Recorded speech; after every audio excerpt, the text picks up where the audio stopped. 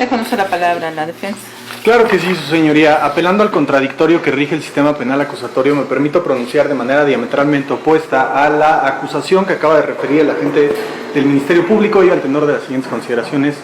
lógico-jurídicas. En primera instancia, su señoría, hemos escuchado con atención las partes técnicas, la acusación que acaba de realizar el agente del Ministerio Público y escuchamos el hecho circunstanciado en materia de acusación, el cual se hace consistir en un homicidio tentado en perjuicio de la víctima, su señoría. En ese sentido, hay que aclarar, su señoría, que la clasificación jurídico preliminar que hace el agente del Ministerio Público se encuentra errónea. Ello en atención a una teoría del tipo y la tipicidad, que no es nueva, su señoría, surgió en 1906 gracias a Ernest Belling y a sus estudios respecto al TAP-STAN, o bien cuerpo del delito, y ello nos lleva a una taxatividad jurídico-penal, es decir, una exacta aplicación de la norma jurídico-penal. Hemos escuchado el hecho sin conceder del agente del Ministerio Público que dio objeto a la presente audiencia intermedia con fecha 9 de abril del 2022, aproximadamente a las 4:20 horas en la calle Goleta, San Miguel Xalostoc, en Ecatepec de Morelos. Y dicho de lo que refiere el agente del Ministerio Público, en lo toral dice que mi representado en el hecho sin conceder se baja de la motocicleta, aborda a la víctima y le impacta en el abdomen del lado izquierdo con un arma de fuego. Luego entonces supuestamente la víctima corre despavorida y mi representado le dispara en la pierna izquierda cuando éste cae al suelo. Y dicho de lo que refiere el agente del Ministerio Público, al caer al suelo la supuesta víctima, mi representado regresó a la motocicleta y se fue del lugar. Esto nos lleva, su señoría, a la teoría del iter criminis, o bien la carretera del delito, la cual nos refiere, su señoría, que el delito tiene dos fases, una fase interna y una fase externa. Evidentemente la fase interna pues no se puede punir, su señoría, en atención a que los pensamientos pues no son punibles por la norma jurídico-penal. La fase externa evidentemente que sí debe de ser punible,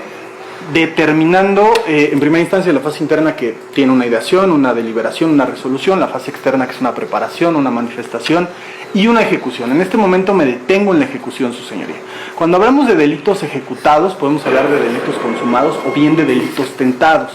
Y cuando hablamos de delitos tentados hablamos de una tentativa acabada o una tentativa inacabada. En ese sentido, su señoría, por el delito o el hecho que la ley señala como delito por el cual mi representado fue vinculado a proceso, era un delito diverso al que fue modificado por parte del agente del Ministerio Público, unas lesiones por arma de fuego dolosas, su señoría. Y esa era la clasificación jurídica correcta que se tuvo que haber dado de acuerdo a lo que establece el artículo primero, fracción tercera de la Constitución Política de los Estados Unidos Mexicanos, es decir, un principio pro persona. La autoridad, evidentemente la autoridad ministerial, tiene que respetar, garantizar y promover los derechos fundamentales de todos y cada uno de los gobernados en la máxima expresión de ese respeto irrestricto a los derechos fundamentales. Ahora, deteniéndome concretamente en la tentativa acabada, su señoría. Habrá tentativa acabada siempre y cuando, su señoría, el sujeto activo realice todos los actos objetivos, idóneos y tendientes a la producción del delito en cuestión.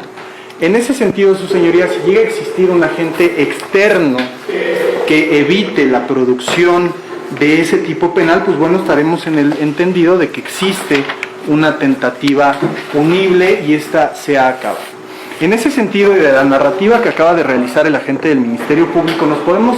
percatar a través de los sentidos que nunca existió un agente externo que evitara la producción del delito que nos acaba de referir el agente del Ministerio Público en su acusación, es decir, un homicidio en grado de tentativa. Si mi representado, su señoría, en el hecho sin conceder que plasmó el agente del Ministerio Público en su acusación y que nos acaba de referir en su acusación, hubiera querido privar de la vida a la víctima, pues seguramente lo hubiera hecho, su señoría, tenía todos los elementos objetivos idóneos como para poder haber hecho esa realización. Ahora, esto evidentemente, su señoría, que impacta en la esfera jurídica de mi representado y evidentemente que trastoca sus derechos fundamentales en atención a dos principios jurídico-penales bien importantes, su señoría, principio de legalidad y principio de exacta aplicación de la norma jurídico-penal, ellos consagrados en el artículo 14 de la Constitución Política de los Estados Unidos Mexicanos y en el artículo 16 de la Constitución Política de los Estados Unidos Mexicanos. Cuando hablamos de taxatividad, hablamos de exacta aplicación aplicación de la norma jurídico-penal, no debe de haber meras similitudes ni apreciaciones. Y en el caso que nos ocupa, por desgracia, de mi representado, pues sí hay una apreciación subjetiva por parte del agente del Ministerio Público. Incluso invocó el artículo 242, 241 del Código Nacional, del Código Penal vigente para la entidad federativa, y pues en realidad es el 245 cuando hablamos de delitos tentados. Para concluir, no se puede dar una tentativa acabada, no hubo un agente externo que evitara la producción del evento delictivo que nos ocupa, tan es así que en propias palabras del agente del Ministerio Público, él refiere que la víctima cayó al suelo y que supuestamente mi representado regresó a la moto. En ese sentido, acá no hay un agente externo que haya evitado esa producción delictiva. Ahora bien, señora, me permitiré dar lectura, disculpe, en relación a ello, la tesis aislada en la novena época con número de registro 1782-88, sostenida por el primer tribunal colegiado en materia penal del segundo circuito, consultable en el Semanario Judicial de la Federación, tomo 21 de mayo de 2015, la cual señala lo siguiente. La tentativa es punible, se actualiza cuando la intención del sujeto activo se exterioriza al ejecutar actos objetivos idóneos para producir la conducta, pero no hay consumación por causas ajenas a su voluntad, y con ello se pone en riesgo el bien jurídico tutelado. De conformidad con el artículo 10 del Código Penal del Estado de México, la tentativa es punible cuando la intención del activo se exterioriza a través de los actos que no se consuman por causas ajenas a su voluntad, empero por lo menos constituyen el principio de ejecución de la acción descrita en el tipo penal.